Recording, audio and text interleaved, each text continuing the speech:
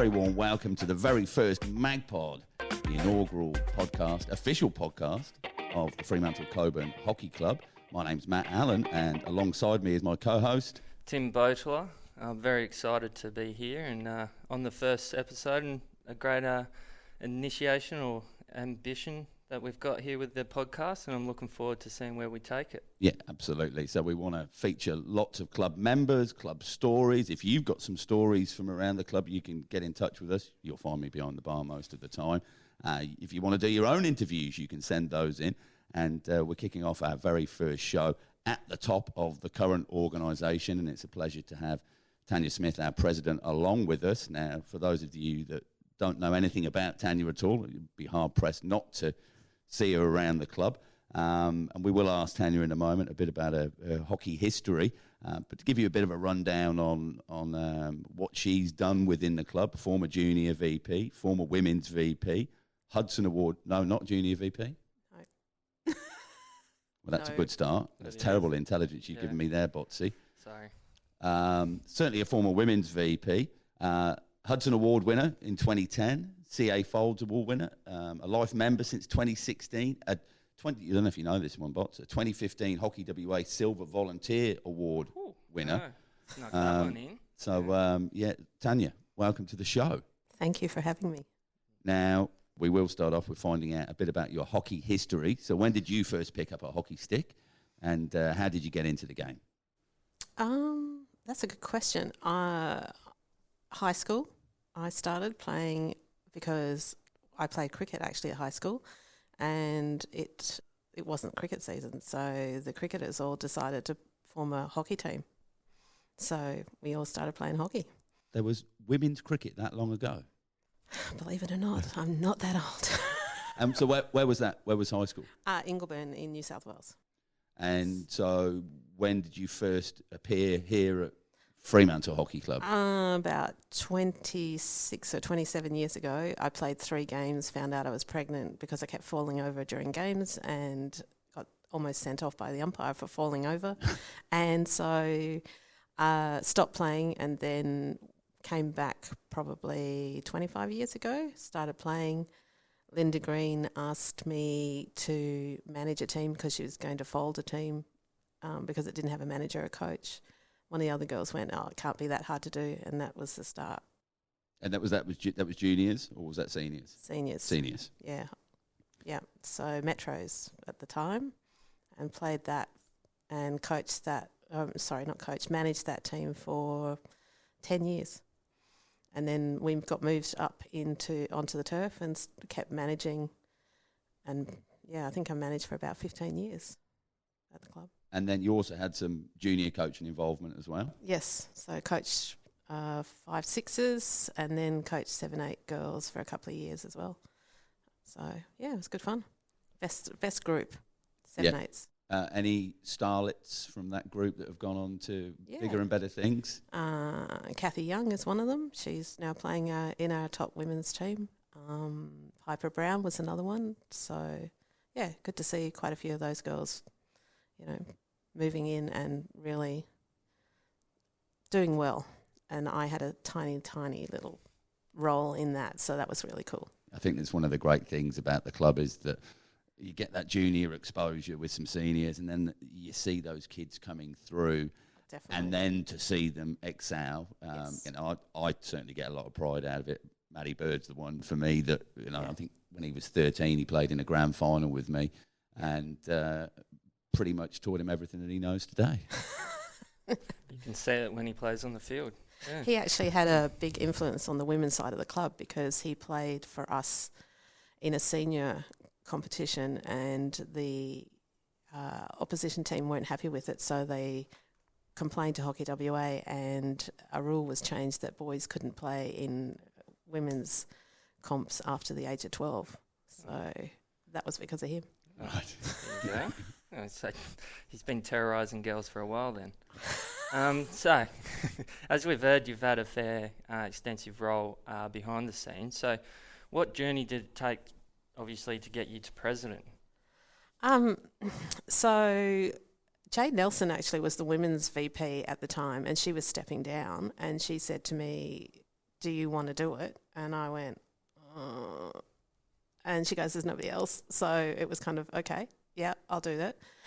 Can't be that hard. Like managing can't be that hard. And luckily I had Matt as the men's VP, and we spent a lot of time on the phone discussing various bits and pieces. And we had some really good people around who I could rely on, and they helped us get to Prem 1. So that was fantastic. And unfortunately we only stayed there up for 1 year, but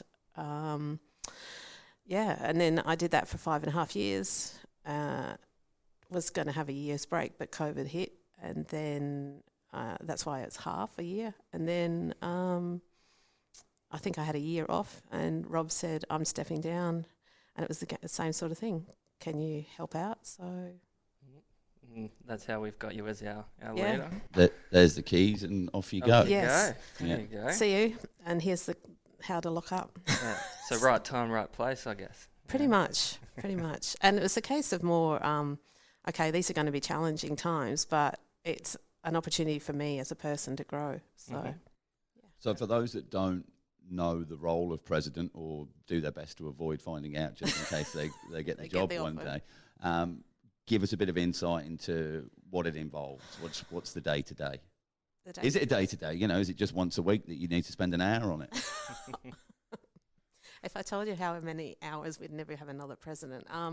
No, it's an administrative role, I suppose, in a way, but it's also, we're talking about a bit of a conduit between the local government departments, the City of Fremantle, City of Cockburn, and the Hockey WA, sometimes Hockey Australia.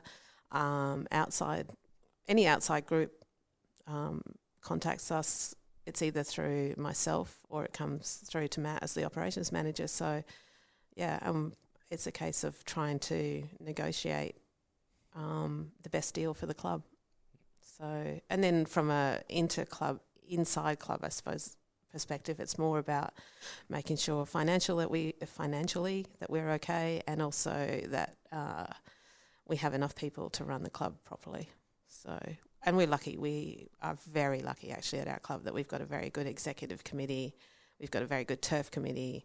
We've got a great junior committee, and then also our KMF social committee, which is a great group as well. So I think we're lucky that way, the number of people who are stepping up. And then we've got coaching staff. And I think this year in particular, we've got probably the best group of coaching staff that we've had for a long time, all the way down the grades. So, and it's very good to see the prep that's gone in this year to make sure that we have everything ready to go for the start of April. So, yeah, it's going to be a good season. I think you mentioned COVID there before, and they did kind of hamstrung us. Yeah, we were hamstrung. Yes. With that, we're moving forward now, and I'm excited about this year ahead. What are some of your expectations about the 2024 season? As I say to Devo every year, I want a flag. Hopefully that the girls will get promoted. I think it's really important for us as a club to see the top women's team get promoted, so no pressure, Botsy. Yep, mark that down in your KPIs. But also for the lower grades to also in the women's side to get promoted. So we have an opportunity and a pathway for every junior that comes through. Doesn't matter what grade they are. They can play top grade or lower grade, but we have a grade for all of them. And I think that's very, very important. Yeah, absolutely. And I think something we've always focused on is being a club that has hockey for all. Yes. And I think it's something that we shouldn't lose our focus on because you don't have to be playing at the top level to enjoy your hockey. Exactly. And you can still be a massive contributor. We look at each other. Yeah. We're not top grade hockey players. No. Never have been. No. There's still hope maybe in the future. Long time gone. That ship sailed. Unfortunately, yeah. No, I was hobbling around today, so no chance for me. Well, Botsy does make the odd appearance in goal for us, sort of once a season when we're struggling down the lower grades. Ben Rennie, watch your back. Don't worry, I'll come and get you. Just touching on there as a club as a whole. How are you seeing it as our juniors as well as the seniors? Said you're quite happy with the way that we've structured the seniors at the moment. Are you quite equally as happy with the way the juniors are going as well? Well, I'd always, like everybody, I think we'd all like to see more juniors, because more juniors means more opportunities for the social players to play, say, a more social grade, and then the top players to have that more competitive grade, which is what we probably don't quite have yet. But that comes with promotion of our club, getting it out there. And I think going back to the COVID situation, COVID has really hit us bad in terms of people not wanting to volunteer as much, but also people not playing as much sport. So I think we've really got to work hard, and it's always been something that's been on our plate to get out to the schools. It's a very difficult group to sort of get into, because a lot of people don't want hockey because they see it as a dangerous sport. But if you can get someone within a school who can be sort of like a champion and go, oh, no, it's not like that at all, and we can get in there, then we get kids coming from those schools. And I think that that's important, especially this year being an Olympic year where we've got Jack Welsh and Tom Craig here. You know, those are the two that we should probably be promoting as much as possible. And we also have Ben, as you say, who's the goalkeeper, who was last year one of the goalkeepers of the year. So we need to, I guess, utilise those people a little bit better in terms of pushing them out as inspirations for kids coming through. Yeah, I think that's something that we've been doing slowly and generally as a club. This is something that also is going to help promote that. Our social media has been quite good of late, promoting, the resources that we do have in the club, like Jack and Ben and stuff like that, which has been a good movement forward. Yeah. I think it's just getting that we have Olympians here at our club into schools who don't even know that there's a hockey club here. Yeah. So I think that's one of the things that we need to do better in, and hopefully this year we can do a bit more around that. Well, one of the great opportunities we've got this year is with the high school next door. So we've got a Year 12 group that's going to be doing, it was already started with hockey, and it was a bit too hot to get out on the turf the other day, but my message to them was that this is the best quality hockey you're going to see anywhere, and it's 20 metres away from where your school is. And like you say, that is the thing we've got to drive, particularly to this local community around us. People within walking distance, come down at 5:30 on a Saturday afternoon, come and be part of the crowd, enjoy a beer, buy a toasty, whatever it might be. But getting that word out that this is a premium quality product that we've got here, and get involved. 100%. Yeah. So, as a club, what initiatives and programs have we implemented throughout, or at your time as president, that you're one proud of and two want to share? I think the first one was definitely the Indigenous shirt, and then from that the Indigenous round. The take-up of that shirt was super incredible. I mean, we had something like 50% of the club had bought the shirt within the first 3 days of it going on sale. Wow. So that was amazing. And I think that it's so inclusive in that it talks about where we've been at from a history perspective and where we are now. And the design of that shirt always, makes me so proud. And I think, we've been so lucky. And obviously we were the leaders in that area, because then other clubs have actually now taken on and have contacted Terry to, do their shirts. So it's been fantastic.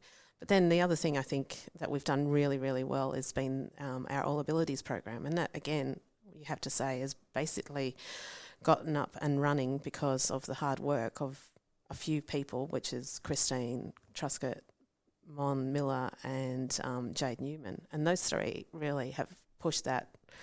And we're now offering hockey to all ages, all groups and all abilities. And I think that's been fantastic for us as a club. No, I would 100% agree.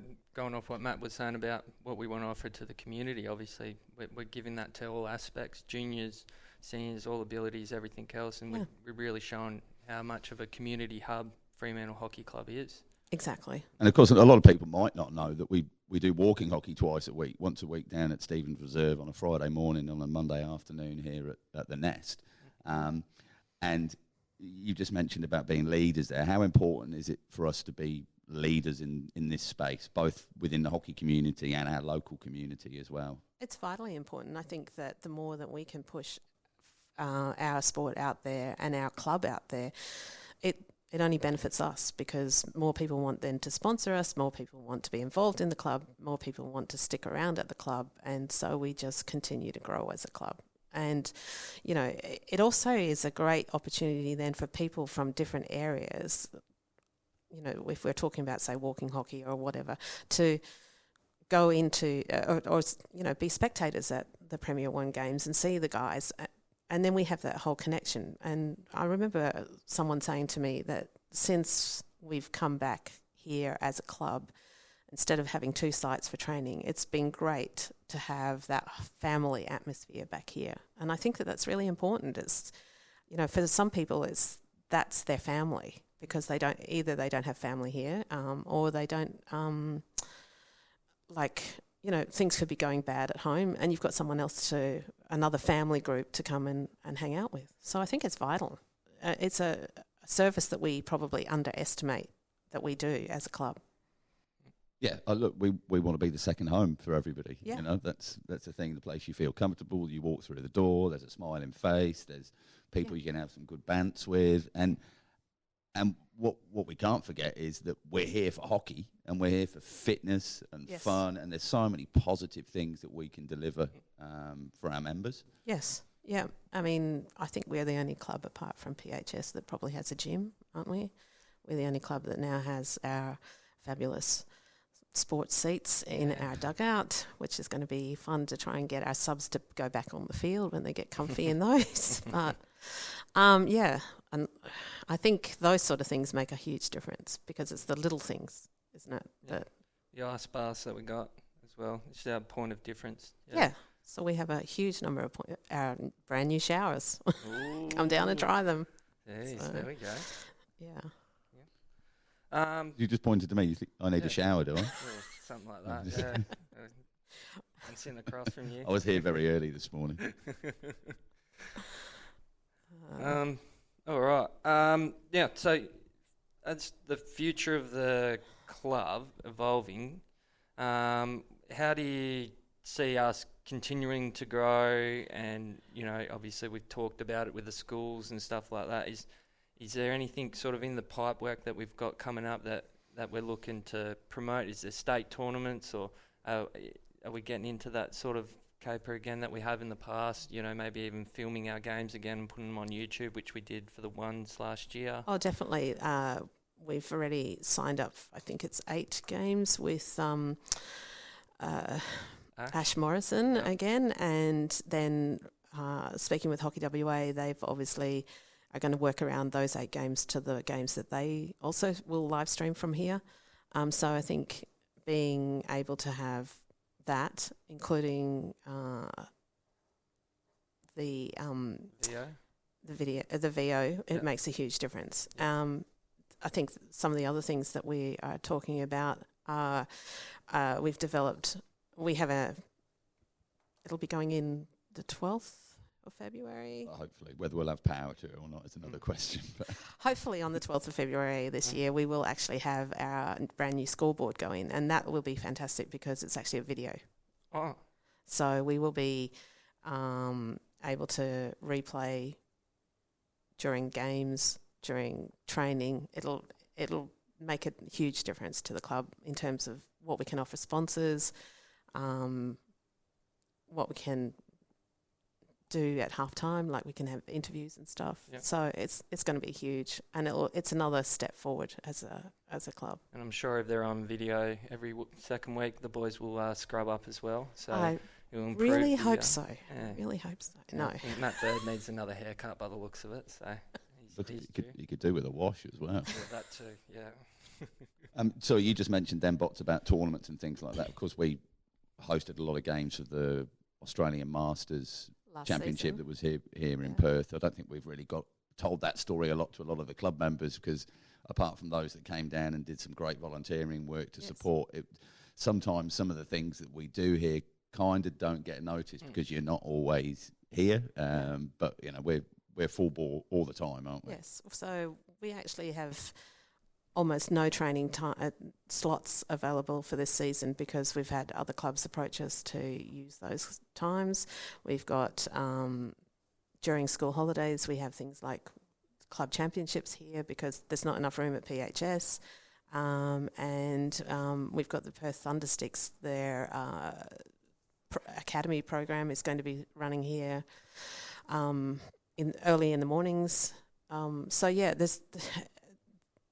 I think because Hockey WA are aware that we can do things very professionally, but also that we can do things quickly, we are sort of like one of the points for them, and it's been great. Yeah. And just touching on obviously what's been happening, and hopefully a few of our members do know, is our summer hockey. How's that gone this year? I think it's going reasonably well.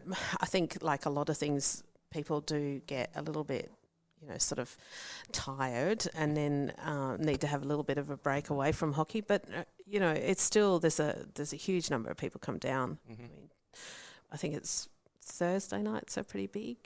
Yeah, Thursday nights post Christmas has been a little quieter. That's the family stuff that happens. Yep. But we split the pre-Christmas and the post-Christmas, so there isn't that whole summer commitment. So we'll get different sides that'll play. So Friday night mixed 11s, Thursday night family 7s, Tuesday night fast 5s, Monday night over 50s men. So we're on the go all the time. There's only sort of 3 weeks where we haven't got any hockey happening in the year, and you get to see your family. But the great thing is that we make the offering. So that's, if people want to play, it's there for them to Fremantle play. Hockey Club, if you want to come down, there's something available for you at any time. Yeah, pretty much. And it's a great way to pick up new players. A lot of people, it's a fairly non-competitive environment across all of those competitions. So you can be a newbie, come and get involved, get to know some people, feel more comfortable, and then obviously those are the people we want to convert into full-time members, and get the fees off. I mean, get them involved in the game. And barn over the bar. But I mean, from my point of view as a coach, I enjoyed watching a couple of weeks ago on a Thursday night here, and I saw, for an example, you playing with your daughter, and you were able to promote that, helping her out, and it's a good way of obviously getting juniors and development and really involving the community together. It's a really good look for the club, I think. Even the Friday night is great because it's a bit more competitive, and it can get a bit hairy out there sometimes because It'd be Fremantle without that. Yes, but it's also like you've got some of the 1s and 2s guys come down and play, and the top girls, and they're all in with masters and juniors, and it's just a mixture, and it's a great way for everybody to get to know each other. And I think that then flows through because people go say hello, during the winter season, and means that people come down and watch games, and I think it's all very positive.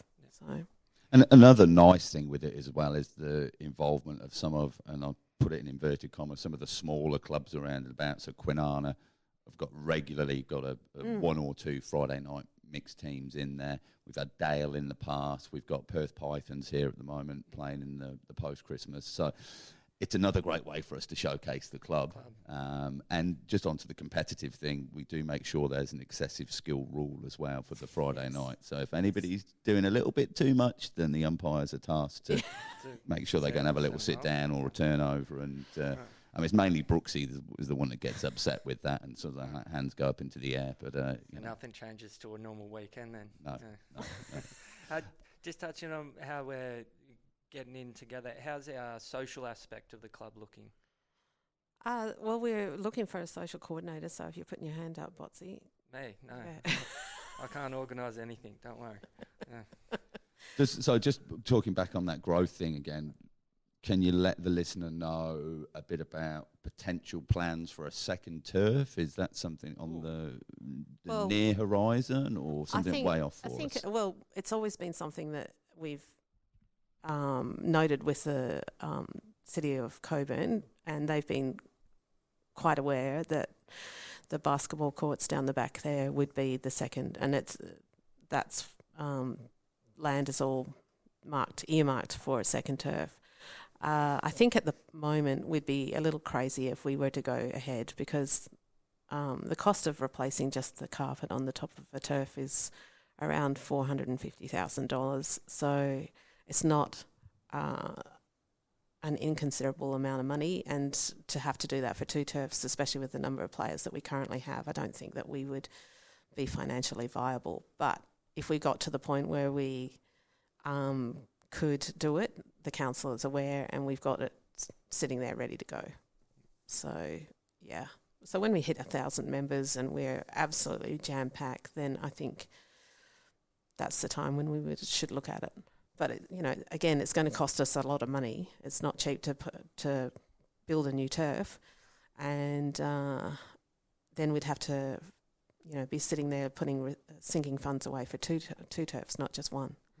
And I think that's one of the things we've been very conservative with. So we haven't done a lot around the club. I mean, we've put in water bubblers and other bits and pieces, but we've done everything very conservatively, because we've had to save that money so that if anything goes wrong, and let's face it, if Matt wasn't here every week at the moment, or every day, every week to stop the Corellas, we wouldn't have a turf, so, or we'd have a very holy turf. So,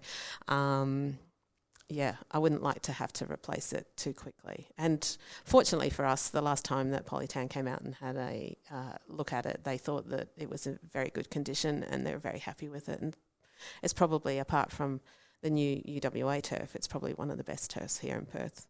And I think that goes down to Matt's and previous people like Bojo and Daryl, who have worked very hard on keeping the turf schmicko. So we're really lucky that we have those people to help out. And we could do with more people helping out, but we just have to go with what we've got.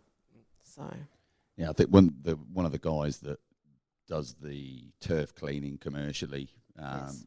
He comes down and plays a fair bit of Masters hockey down here, and every time, the turf's looking good. It's still one of the best ones around. Yeah. And it's something we can be proud of as a club, because we care about it, and we recognise how bloody expensive it is to repair and to and we want to try and extend the life of it for as long as we possibly can, don't we?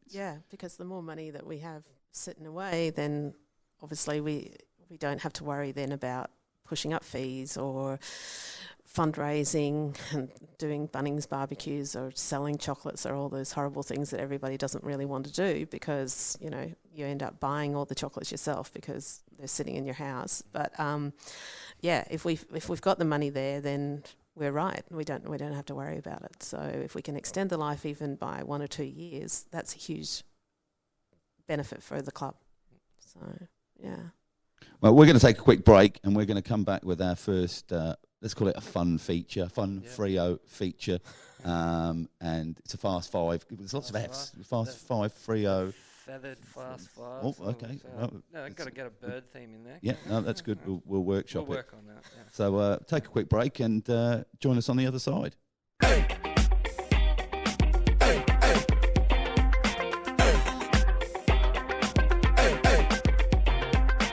And welcome back to Magpod, and it's time for our fun, feathered, featured 5 minutes. So basically the idea is we're going to have 5 questions every week or every show when we interview people, and there'll be a ladder, 4 standard questions, and then a 5th kind of bonus question against the clock. So you have got time, Tania, on these first 4. You don't have to rush to your answer. Maybe Botsy needs to play a bit of incidental music or something just while we're thinking. Yeah, that'll be perfect. So, Tania, are you ready for your feathered fast 5 Freo factual fun things? Yeah. Fabulously ready. Excellent. All right. Question number 1 then for you. On which field did the Fremantle Hockey Club first play?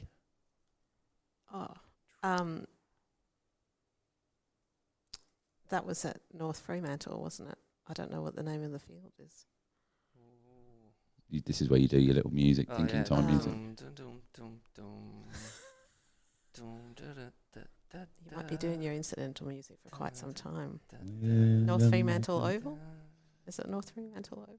I think we can let you have it. It's Gil Fraser Reserve, but we'll let you have North Fremantle Oval. I don't know. Have we got a no, just we've got a little ting. Oh, that one works. Yeah, all right, we'll go. All right. On the money, question number 1. Number 2, name the oldest men's first grade debutant. That would be Mr. Jack Rickey. Easy. Oh. Yeah, that one. Very good. Question number 3. What colour shirts did the Fremantle Ladies Club used to wear? Blue. Blue, the Bluebirds. No, Absolutely. Here we go. That's why we have that little bit of blue now on our logo. Correct. To remember our lovely Bluebird ladies who are having a competition against it's called the Bluebird Game. Cup or whatever it's called, but it's on the 11th. What date is 14th, 21st. No, it's the 21st of February. Yes. Wednesday night down here. Come down. Support our Division 1 Ray Blunt ladies versus our top women's team. It will be. And just a bit of history. The Bluebirds game, the Bluebirds won it not last year. First year, and then last year was a draw. So this year, the Prem team is going to take it out. So that's all I've got to say. He's confident. It's a great opportunity to get down and get to see some of the ladies that are going to be pulling on the black and white this year. Back to the quiz, though. Let's keep it on track. Question number 4. Name the 2 leading appearance holders for the club. That would be Keith Smith. That's one of them. And Jim Banks. Correct, Amundo. Very good. Now, this is the 5th and final one. You've got 30 seconds in total to answer this. It's not just one answer. I'm going to need a list. Pen? I'm going to need a list off you. Well, you're just going to have to shout things out and try and do it within the time. So I'll ask the question. I'll start the clock, and your 30 seconds starts as soon as I finish asking the question. Name as many of the 2006 Wizard Cup winning side as you can. Go. Daryl McCormick. Fab.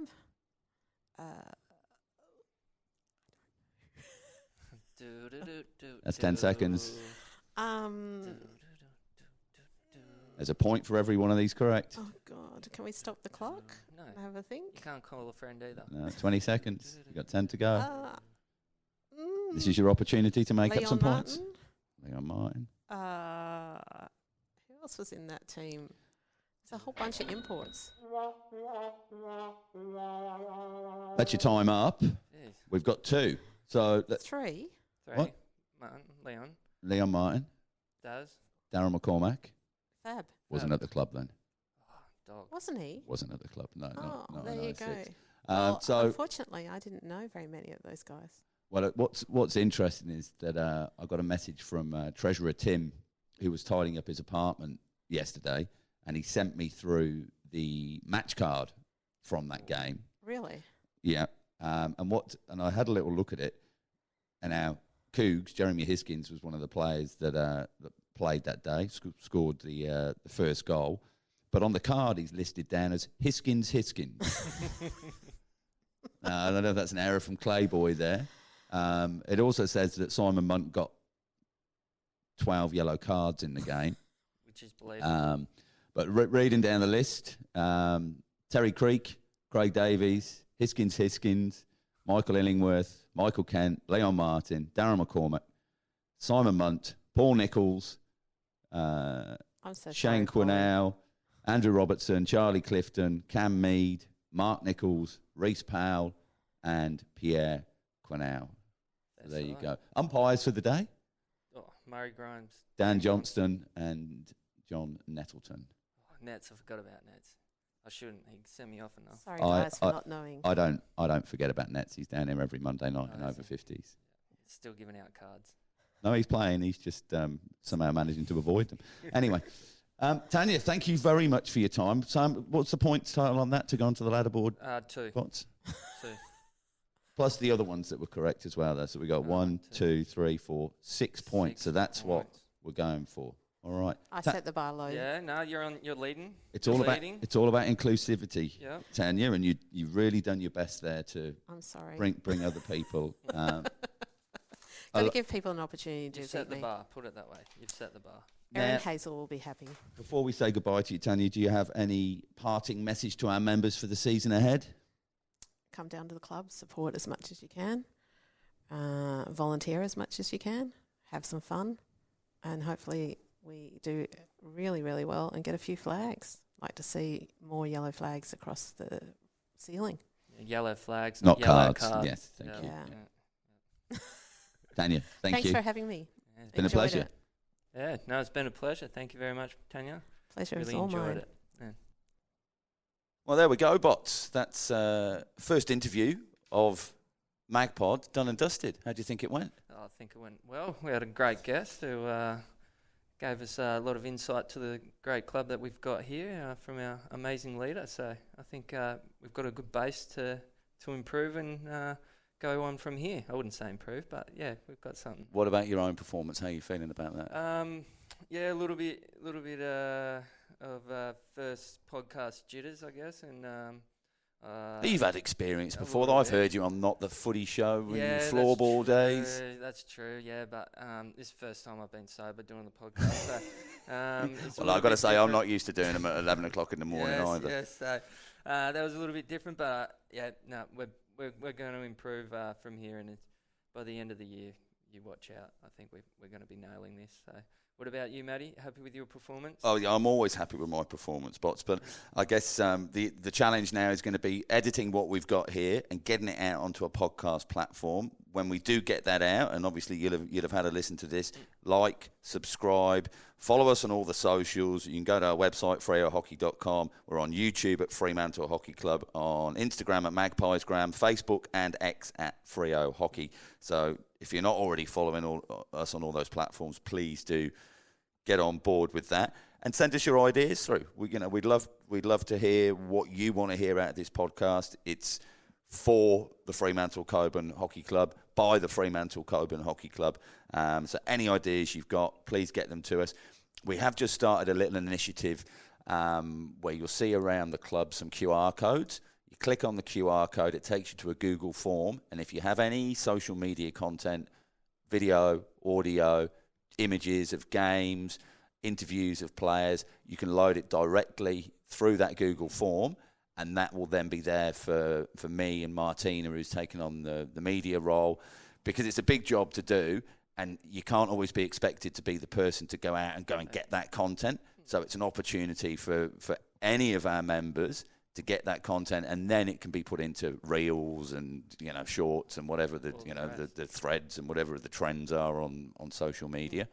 Yeah, I'd highly recommend everyone doing that, getting it up, getting as much as we can get out there and help promote all our sponsors and anyone that's been around any of the sort of thing. Make sure you let us know and put it up on our social media so everyone likes to see their face up on the social media and get around it. I think that's great. Yeah, fantastic. All right, good stuff. Well, that's us. Over and out for episode 1 of Magpod. It's been a pleasure being here with you, Tim. Thank you very much, Matt Allan. And we look forward to putting some more content out there. And thank you for listening. And catch us next time around. Until next time.